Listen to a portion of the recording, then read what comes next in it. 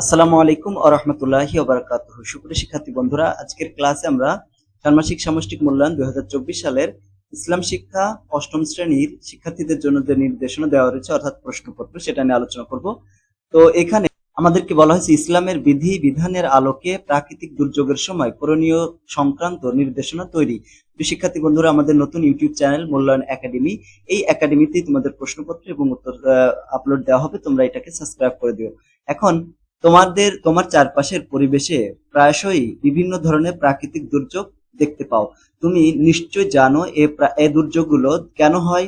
এই দুর্যোগের সময় বিভিন্ন ধরনের বিপর্যয় দেখা দিতে পারে। এ সময় ইসলামের বিধিবিধান চর্চা এবং অনুশীলনের জন্য বিশেষ নির্দেশনা রয়েছে।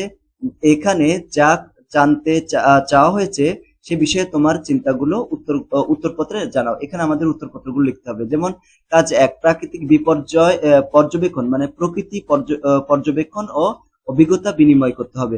তোমাদের চারপাশে বা চারপাশের এলাকায় প্রাকৃতিক বা সামাজিক পরিবেশে কি কি বিরূপ চিত্র বা দুর্যোগ দেখতে পাও তা চিন্তা করে দেখো।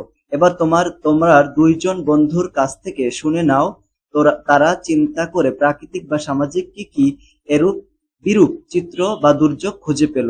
আলোচনা করে এ বিষয়ে তাদের ভাবনা জেনে নিয়ে ছকে লিখো। এখানে আমাদের ছকে লিখতে হবে। এবার তোমার দুর্যোগের সময় কি ধরনের ইসলামের বিধিবিধান চর্চা বা অনুশীলন করে থাকো আলোচনা করে লিখতে হবে। দেখো, আমি যা খুঁজে পেলাম, আমার প্রথম বন্ধু যা খুঁজে পেল, দ্বিতীয় বন্ধু যা খুঁজে পেল, এবং তারপরে কাজ 2 চলে যেতে হবে। সমস্যা খুঁজে বের করি। তোমার বন্ধুর চিহ্নিত প্রাকৃতিক দুর্যোগ সমূহের ফলে কি কি সমস্যার সম্মুখীন হতে হয় বলে তুমি মনে করো। ঠিক আছে, এসব প্রাকৃতিক বা সামাজিক দুর্যোগ থেকে তুমি ইসলামের দৃষ্টিতে কি শিক্ষা খুঁজে পাও তা উল্লেখ করো। তারপরে 4 জন বন্ধুর সাথে আলোচনা করে দুর্যোগপূর্ণ বিভিন্ন পরিস্থিতিতে মোকাবেলায় ইসলামের বিধিবিধান অনুযায়ী আমার বা আমাদের করণীয় কি তা ছকে লিখতে হবে। যেমন ইসলামের বিধিবিধান, তারপরে আমার বা আমাদের করণীয় বিষয় এবং চর্চা অনুশীলনের কৌশল এখানে লিখতে হবে। তারপর দেখো কাজ 4, মানুষ এবং প্রকৃতির কল্যাণ।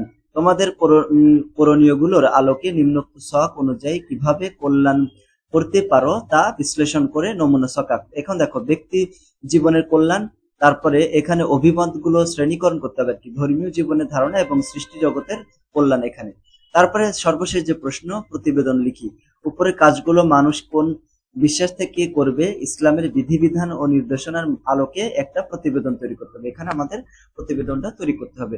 তো প্রিয় শিক্ষার্থী, এই ছিল তোমাদের প্রশ্নপত্র। এরপর আমরা উত্তর নিয়ে আলোচনা করবো। উত্তর পেতে হলে আমাদের চ্যানেলটি এবং এইখানে নতুন যে ইউটিউব চ্যানেল মূল্যায়ন একাডেমিটা সাবস্ক্রাইব করে রেখো। সকলকে ধন্যবাদ। আসসালামু আলাইকুম ওয়া রাহমাতুল্লাহ।